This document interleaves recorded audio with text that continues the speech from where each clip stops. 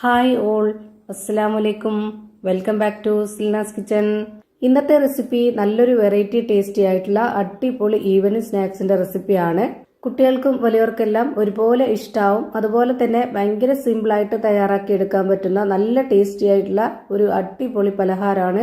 അപ്പൊ ഇതെങ്ങനെയാണ് തയ്യാറാക്കുന്നതെന്ന് അറിയാനായിട്ട് വീഡിയോ സ്കിപ്പ് ചെയ്യാതെ മുഴുവനായിട്ടൊന്ന് കണ്ടു നോക്കണേ. റെസിപ്പിയിലോട്ട് കിടക്കുന്നതിന് മുമ്പായി സിൽനാസ് കിച്ചൺ ചാനൽ ആദ്യമായിട്ട് കാണുന്നവരാണെങ്കിൽ പ്ലീസ് ഒന്ന് സബ്സ്ക്രൈബ് ചെയ്തേക്കണേ. ഒപ്പം തന്നെ ഈ വീഡിയോസ് നിങ്ങൾക്ക് ഇഷ്ടപ്പെടുകയാണെങ്കിൽ ഒരു ലൈക്ക് ചെയ്ത് ഷെയർ ചെയ്ത് സപ്പോർട്ട് ചെയ്യാനും മറക്കരുത്. ഇനി നമുക്ക് ഇതെങ്ങനെയാണ് തയ്യാറാക്കുന്നതെന്ന് നോക്കാം. ഇതിനായി ഞാനിവിടെ 7 ക്യാരറ്റ് എടുത്തിട്ടുണ്ട്. ചെറുതായതുകൊണ്ടാണ് 7 എടുത്തിട്ടുള്ളത്. വലുതാണെന്നുണ്ടെങ്കിൽ 3 4 ഒക്കെ മതിയാവും. ഇതിന്റെ തൊലിയെല്ലാം കളഞ്ഞതിന് ശേഷം നല്ല പോലെ കഴുകിയിട്ടാണ് എടുത്തിട്ടുള്ളത്. ഇനി ഇതൊന്ന് കട്ട് ചെയ്തെടുക്കണം. കട്ട് ചെയ്തെടുത്തതിന് ശേഷം നമുക്ക് കുക്കറിലിട്ടിട്ടൊന്ന് നല്ല പോലെ വേവിച്ചെടുക്കാം. വളരെ കുറച്ച് വെള്ളം വെച്ചതിന് ശേഷം ഇത് നല്ല പോലെ വേവിച്ചെടുത്തിട്ടുണ്ട്. ഇപ്പൊ ഇതാ കാണുമ്പോൾ തന്നെ അറിയാം എത്രത്തോളം വെന്തിട്ടുണ്ടെന്ന്.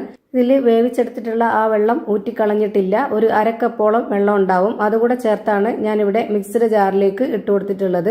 ഇനി ഇതിലേക്ക് ആവശ്യത്തിനനുസരിച്ച് പഞ്ചസാര ഇട്ട് കൊടുക്കാം. ഓരോരുത്തർക്കും മധുരം എത്രയാണോ വേണ്ടത് അതിനനുസരിച്ച് കൂട്ടിയും കുറച്ചൊക്കെ ഇട്ട് കൊടുക്കുക. ഞാനിവിടെ അത്യാവശ്യം നല്ലൊരു മധുരം ഇട്ട് കൊടുക്കുന്നുണ്ട്. ഞാൻ 1/4 കപ്പ് അളവിലാണ് ഇട്ട് കൊടുത്തിട്ടുള്ളത്. ഇനി നല്ലൊരു മണത്തിന് ഒരു 3 ഏലക്കയും കൂടെ ഇട്ട് കൊടുത്തതിന് ശേഷം നല്ല പോലെ ഇത് അരച്ചിട്ട് ഒരു ബൗളിലേക്ക് ഒഴിച്ചു കൊടുക്കാം. ഈ ഒരു മിക്സിയുടെ ജാറിൽ പറ്റിപ്പിടിച്ചിരിക്കുന്നതും കൂടെ കൈകൊണ്ട് തുടച്ച് ഇതിലേക്ക് ഇട്ട് കൊടുക്കാം. ഇനി ഇതിലേക്ക് 1 ടേബിൾ സ്പൂൺ അളവിലുള്ള നെയ്യും കൂടെ ഒഴിച്ചു കൊടുക്കുന്നുണ്ട്. അടുത്തതായി ഇതിലേക്ക് ഗോതമ്പ് പൊടിയാണ് ഇട്ട് കൊടുക്കുന്നത്. 250 ml കപ്പിന്റെ അളവിൽ 1/2 കപ്പ് ഗോതമ്പ് പൊടി ഇട്ട് കൊടുക്കുന്നുണ്ട്. മൈദയിൽ തയ്യാറാക്കാൻ താല്പര്യമുള്ളവർക്ക് അങ്ങനെയും ചെയ്തെടുക്കാം.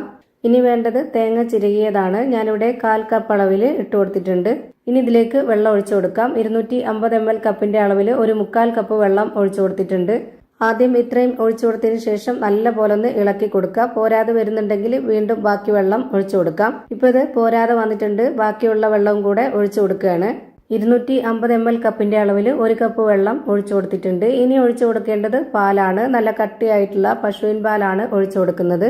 തേങ്ങാപ്പാലായിരുന്നാലും കുഴപ്പമൊന്നുമില്ല. 1/4 കപ്പ് പാൽ ഒഴിച്ചു കൊടുത്തതിന് ശേഷം ഇളക്കി കൊടുത്തിട്ട് വീണ്ടും ഒരു 1/4 കപ്പ് പാലും കൂടെ ഒഴിച്ചു കൊടുക്കാം. അപ്പോഴാണ് ഇതിന്റെ കറക്റ്റ് പരുവം റെഡിയായി കിട്ടുന്നത്. ഒരുപാട് അങ്ങ് ലൂസും ആവരുത് ഈ ഒരു മാവ്, അതുപോലെ ഒരുപാട് അങ്ങ് ടൈറ്റും ആവരുത്. ഞാനിപ്പോ ഇവിടെ ഇത് നല്ല പോലെ ഇളക്കി യോജിപ്പിച്ചെടുത്തിട്ടുണ്ട്. ഇതിന്റെ കറക്റ്റ് പരുവം ഞാനിവിടെ ഒരു കയ്യിൽ കൊണ്ട് കോരി കാണിച്ചു തരാം. ഇതാണ് ഇതിന്റെ പരുവം. മാവിന്റെ ഈ ഒരു പരുവം കറക്റ്റ് ആയിരുന്നാൽ മാത്രമേ നമ്മൾ ചുട്ടെടുക്കുന്ന ആ ഒരു പലഹാരം കറക്റ്റ് പരുവത്തിൽ കിട്ടുള്ളൂ. ഇനി ഇതുപോലെ കുറച്ച് കുഴിയുള്ള ഒരു അപ്പച്ചട്ടിയാണ് വെച്ച് കൊടുത്തിട്ടുള്ളത്. അതിലേക്ക് കുറച്ച് നെയ്യ് ഒഴിച്ചു കൊടുക്കാം. നെയ്യ് ചൂടായി വരുമ്പോൾ ഇതുപോലൊരു സ്പൂൺ അളവിൽ 1 സ്പൂൺ വെള്ള എള്ള് ഇട്ട് കൊടുക്കുന്നുണ്ട്. ഇത് നല്ല പോലെ പൊട്ടി വന്നു കഴിഞ്ഞാൽ പിന്നെ നമ്മൾ ഇതിലേക്ക് ഇട്ട് കൊടുക്കേണ്ടത് തേങ്ങാക്കൊത്താണ്.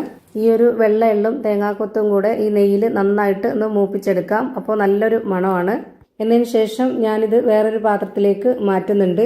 എന്നിട്ട് ഇതേ ചട്ടിയിൽ തന്നെ ഞാനിവിടെ മാവ് ഒഴിച്ചു കൊടുക്കുന്നുണ്ട്. എണ്ണയും നെയ്യും ഒന്നും തന്നെ യൂസ് ചെയ്യാതെ തന്നെ ചുട്ടെടുക്കണമെന്നുള്ള ഒരു നോൺ സ്റ്റിക്കിന്റെ പാനിൽ ചുട്ടെടുക്കാം. ഞാനിവിടെ നെയ്യുടെ മണം കിട്ടാനും നെയ്യ് യൂസ് ചെയ്യുന്നതുകൊണ്ടുമാണ് ഇതുപോലെ ഇരുമ്പിന്റെ അപ്പച്ചട്ടിയിൽ ചുട്ടെടുക്കുന്നത്. നെയ്യ് കൂടി ഉണ്ടെങ്കിലാണ് നല്ലൊരു മണവും ടേസ്റ്റും ഈ ഒരു പലഹാരത്തിന്. ഇപ്പൊ ഇതിന്റെ ഒരു സൈഡ് വെന്ത് കിട്ടിയിട്ടുണ്ട്. ഇനി ഇതൊന്ന് തിരിച്ചിട്ട് കൊടുക്കാം. ആ ഒരു ഭാഗം കൂടി ഒന്ന് വെന്ത് വരട്ടെ. ഇപ്പൊ ദാ ഈ ഒരു പരുവത്തിലാണ് ഞാൻ വേവിച്ചെടുത്തിട്ടുള്ളത്. ഇനി നമുക്ക് ഒരു കയ്യിൽ മാവും കൂടെ ഒഴിച്ചു കൊടുക്കാം. മീഡിയം ഫ്ലെയിമിൽ തന്നെ വെച്ച് കൊടുത്തിട്ട് എല്ലാം ഫ്രൈ ചെയ്തെടുക്കുക. എങ്കിലേ എല്ലാം ഒരുപോലെ കിട്ടുള്ളൂ. ഇപ്പോൾ ഒരെണ്ണം ചുട്ടെടുത്തതിന് ശേഷം വീണ്ടും ഞാൻ ഇതിലേക്ക് നെയ്യൊന്ന് സ്പ്രെഡ് ചെയ്ത് കൊടുത്തിട്ടുണ്ട്. എന്നിട്ട് ഇതിലേക്ക് ഒരു കയ്യിൽ മാവ് ഒഴിച്ചു കൊടുത്തതിന് ശേഷം അതിന് മുകളിലേക്കായിട്ട് നെയ്യിൽ മൂപ്പിച്ച് വെച്ചിരുന്ന ആ ഒരു തേങ്ങാക്കൊത്തും എള്ളും ഇട്ട് കൊടുത്തിട്ടുണ്ട്. എന്നിട്ടാണ് ഇത് വേവിച്ചെടുക്കുന്നത്. ഇപ്പൊ ദാ തിരിച്ചും മറിച്ചിട്ട് കൊടുത്തിട്ട് ഇത് നല്ല പോലെ വേവിച്ചെടുത്തു. ഇതേപോലെ തന്നെ എല്ലാം വേവിച്ചെടുത്ത് ഒരു പാത്രത്തിലേക്ക് മാറ്റിയിട്ടുണ്ട്. നല്ല സോഫ്റ്റ് ആയിട്ടുള്ള പഞ്ഞ് പോലെ ഒരു അടിപൊളി പലഹാരമാണ്. എന്തായാലും നമ്മുടെ കുട്ടികൾക്കൊക്കെ ഇഷ്ടാവും. വീട്ടിൽ വരുന്ന ഗസ്റ്റുകൾക്കാണെന്നുണ്ടെങ്കിലും നല്ല ഇഷ്ടാവും. അപ്പോൾ ഇത്രയേ ഉള്ളൂ ഇന്നത്തെ വീഡിയോ. വീഡിയോ ഇഷ്ടമായാൽ ലൈക്ക് ചെയ്യാനും കമന്റ് ചെയ്യാനും ഷെയർ ചെയ്യാനും മറക്കരുത്. അതുപോലെ തന്നെ ഞാനിടുന്ന പുതിയ വീഡിയോസ് നോട്ടിഫിക്കേഷനായിട്ട് കിട്ടുന്നതിന് വേണ്ടി സബ്സ്ക്രൈബ് ചെയ്ത് ബെല്ലൈക്കൺ അമർത്തി അതിൽ ഓൾ എന്ന ഓപ്ഷൻ എനേബിൾ ചെയ്ത് കൊടുക്കാനും മറക്കരുത്. പുതിയൊരു വീഡിയോയുമായി വീണ്ടും വരും. Thank you for watching.